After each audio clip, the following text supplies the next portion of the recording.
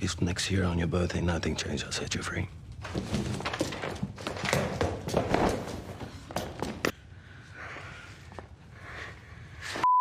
Halo Bray, balik lagi di Singkat Cerita. Pada video kali ini kita akan membahas sebuah film yang berjudul 365 Days. Film romantis dengan diwarnai bumbu berkebun pun tentunya bakal bikin kita traveling membayangkan yang segar-segar. Hehe. Film ini sendiri akan menceritakan kisah seorang wanita yang diculik oleh bos mafia besar untuk dijadikan pasangan cocok tanamnya. Penasaran kan? Oke deh, biar gak makin penasaran, langsung aja kita masuk ke ceritanya. Film akan dibuka dengan suasana sore di pinggir pantai.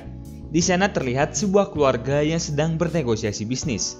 Tidak dijelaskan apa konteks yang sedang dibahas, namun yang jelas si kakek ini terlihat tidak setuju terhadap keputusan negosiasi ini. Merasa kerjasama tersebut tak penting, sang kakek pun lalu pergi dan menghampiri anaknya.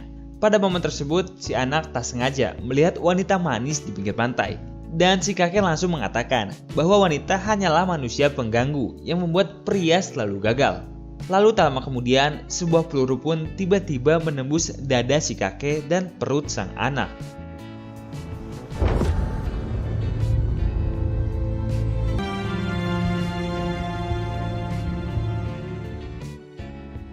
Setelah momen tersebut, 5 tahun pun berlalu.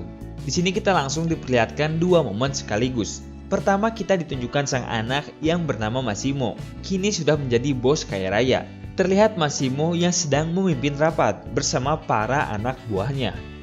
Di sisi lain, kita pun diperlihatkan seorang wanita bernama Laura yang juga sedang melaksanakan rapat di kantornya. Pada momen itu pun kita tahu bahwa Massimo dan Laura ini sama-sama punya jabatan penting di tempat kerjanya. Setelah rapat selesai, Laura pun kemudian pulang. Dalam perjalanan terlihat Laura yang sedang mengirimkan video nakal untuk pacarnya. Dan ketika sampai rumah pun Laura ini langsung menggoda pacarnya itu. Lalu memintanya untuk memberikan servis yang sangat nikmat. Namun apa daya, si pacar yang sedang sibuk ini tidak bisa meladeni kemauan si Laura. Laura pun akhirnya terlihat sangat-sangat kecewa. Pada esok harinya terlihat Massimo yang baru saja tiba di sebuah kota. Saking kayanya, ia datang menggunakan sebuah jet pribadi. Lalu singkat cerita, malam hari pun tiba. Pada malam ini kita dapat melihat Laura bersama pacarnya yang sedang datang ke sebuah pesta. Dan ternyata hari itu merupakan hari ulang tahunnya Laura. Maka semua orang pun lalu memberi selamat kepada Laura atas ulang tahunnya itu. Namun ternyata Laura ini terlihat tidak terlalu senang dengan kejutan yang dibuat pacarnya. Maka ia pun lalu minta izin kepada pacarnya untuk pergi ke toilet. Namun ketika di perjalanan, Laura ini tiba-tiba tidak sengaja menabrak seorang pria gagah dan tampan yang tidak lain dan tidak bukan adalah Massimo. Are you lost, baby girl? Masih nggak jelas kenapa bisa ada Massimo di sini, namun yang pasti ketika Laura melihat ke belakang, Massimo ini tiba-tiba hilang. Oke, setelah momen itu singkat cerita esok hari pun tiba. Terlihat Laura bersama sahabatnya yang sedang bersantai dan menikmati momen di pinggir kolam. Pada momen ini Laura kemudian bercurhat dan mengatakan bahwa ia kecewa dengan Martin, pacarnya itu. Karena Martin ini tidak pernah memberikannya jatah yang nikmat. Selain itu Laura pun tidak pernah dijadikan prioritas utama oleh Martin. Lalu karena kemarahannya kepada Martin sekaligus untuk menghilangkan stres, pada malam harinya Laura kemudian berkeliling kota. Namun tak lama ketika ia berkeliling, tiba-tiba ada seseorang yang menghampirinya.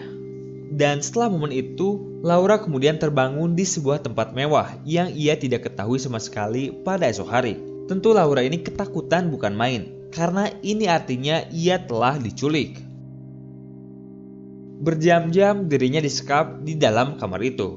Hingga ketika ada kesempatan, Laura pun kemudian memanfaatkannya untuk kabur dari sana. Namun sayang, karena rumah yang begitu besar, ia pun akhirnya kembali bertemu dengan Massimo. Di sini terlihat Laura yang sangat ketakutan. Laura berusaha untuk kabur dan melawan, namun semua itu tidak ada artinya. Lalu setelah lelah melawan, Massimo pun akhirnya menjelaskan semuanya. Bahwa Laura ini merupakan wanita cantik yang sudah lama jadi incaran Massimo. Laura pernah muncul menyelamatkan nyawanya ketika ia dan ayahnya tertembak. Oleh karena itu, selama 5 tahun Massimo ini selalu mencari keberadaan Laura.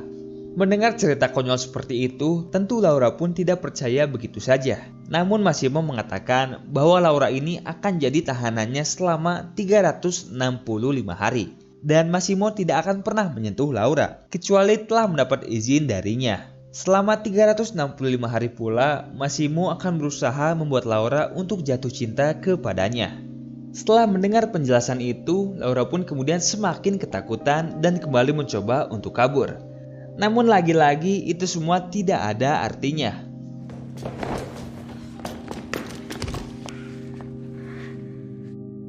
Singkat cerita, esok hari pun tiba.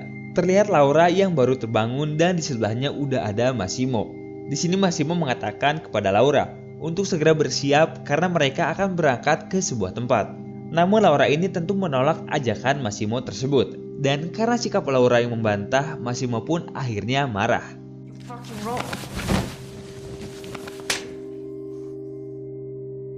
Namun setelah momen itu, Laura pun terlihat lebih stabil dan udah nggak marah-marah lagi. Ia dan Massimo kemudian pergi ke pusat kota untuk belanja baju. Lalu karena Laura mengetahui bahwa Massimo ini merupakan orang kaya raya, ia pun lantas membeli baju sebanyak-banyaknya. Tapi lama-kelamaan Massimo ini merasa bahwa Laura hanya semata-mata memanfaatkan kekayaannya aja. Lantas Massimo pun marah kepada Laura.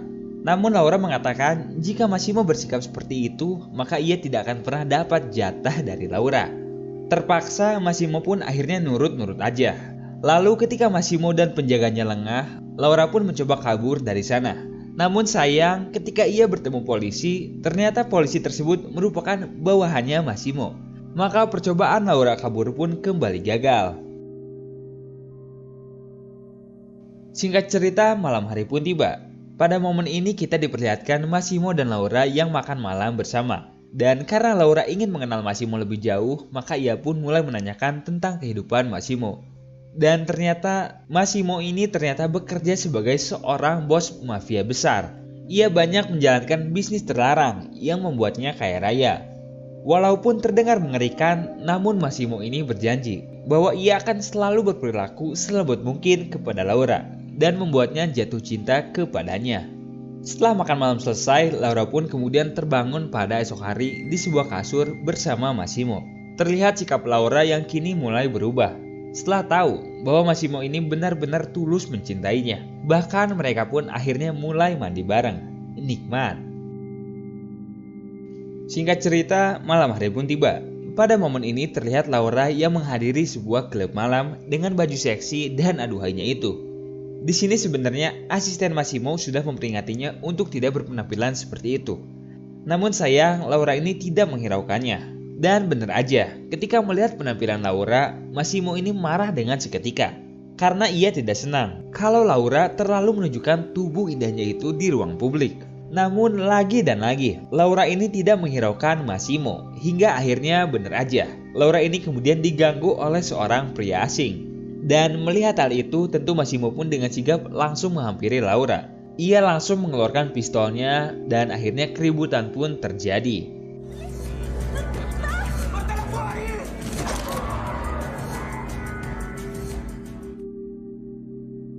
Dengan kejadian semalam, ini berarti keluarga Massimo telah berperang dengan mafia asal Italia.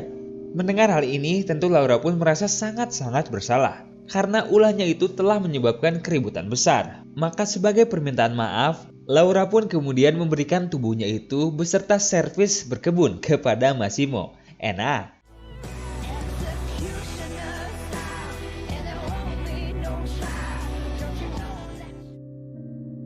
Lalu setelah momen tersebut, kini terlihat Laura dan Massimo yang semakin dekat. Pada malam harinya pun terlihat mereka menghadiri sebuah pesta seperti layaknya pasangan kekasih. Mereka kemudian berdansa dengan begitu aduhainya. Namun ketika sedang asik-asiknya berdansa, tiba-tiba datanglah seorang wanita tidak dikenal. Dan usut punya usut, wanita ini ternyata merupakan mantannya Massimo yang bernama Anna. Dengan sentuhan lembutnya, Anna mengatakan bahwa dirinya ini merupakan satu-satunya orang yang dapat membuat Massimo bahagia.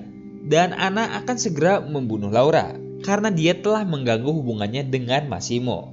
Namun di sana dengan gagahnya Massimo ini mengatakan bahwa ia akan selalu melindungi Laura apapun yang terjadi.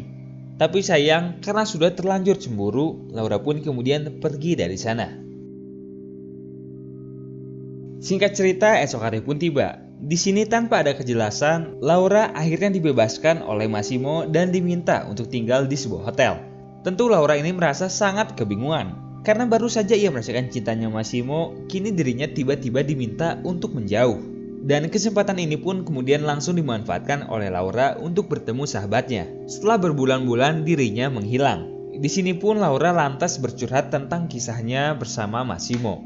Lalu untuk menghilangkan kesedihan yang sedang dialami Laura karena ditinggal oleh Massimo, mereka pun akhirnya pergi bersenang-senang.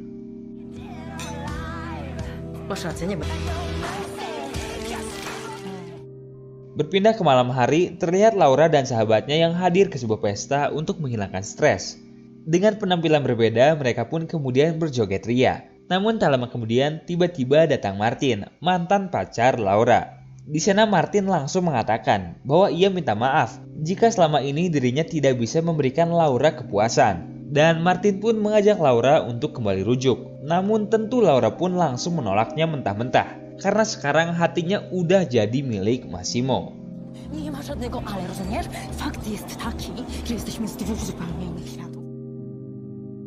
Namun Martin yang tidak menyerah ini masih mengejar Laura hingga ke kamarnya. Dan tanpa diduga, di sana ternyata udah ada Massimo yang menunggunya. Dan karena cemburu, dengan seketika Martin pun langsung pergi dari sana. Lalu setelah Martin pergi, adegan berkebun antara Massimo dan Laura pun kembali terjadi. Segar.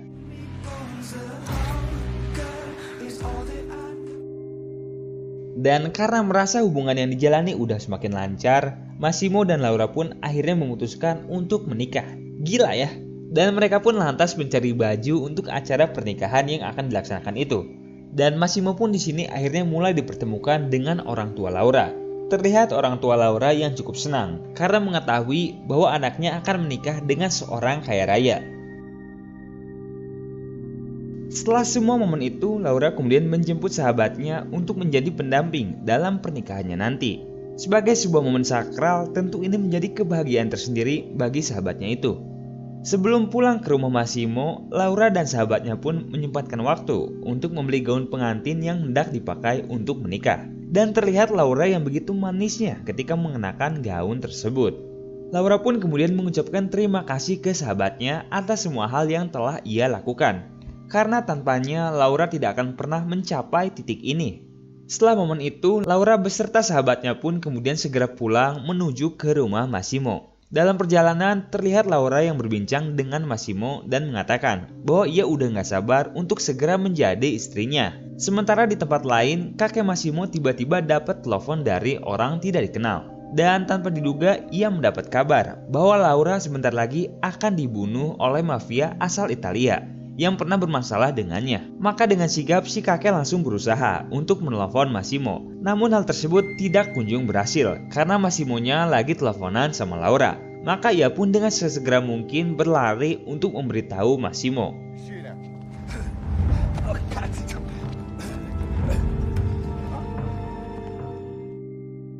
Namun sayang, itu semua terlambat karena mobil Laura tidak pernah terlihat lagi ketika masuk ke terowongan. Ini artinya Laura dan temannya udah mati dibunuh di dalam terowongan tersebut. Dan Massimo yang tidak mendapat respon di telepon pun langsung tahu bahwa sesuatu yang buruk telah terjadi kepada tunangannya. Dengan seketika kesedihan pun langsung muncul di wajahnya itu. Dan setelah momen tersebut, film pun akhirnya tamat.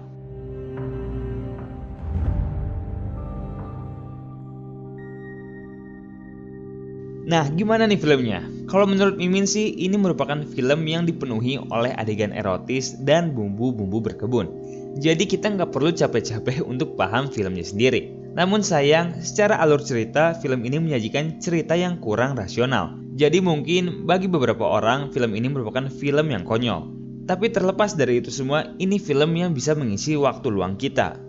Oke, mungkin sekian aja video kali ini, dan seperti biasa, terima kasih buat kalian yang udah nonton video ini sampai habis. Jangan lupa like, biar channel ini bisa terus berkembang. Bye!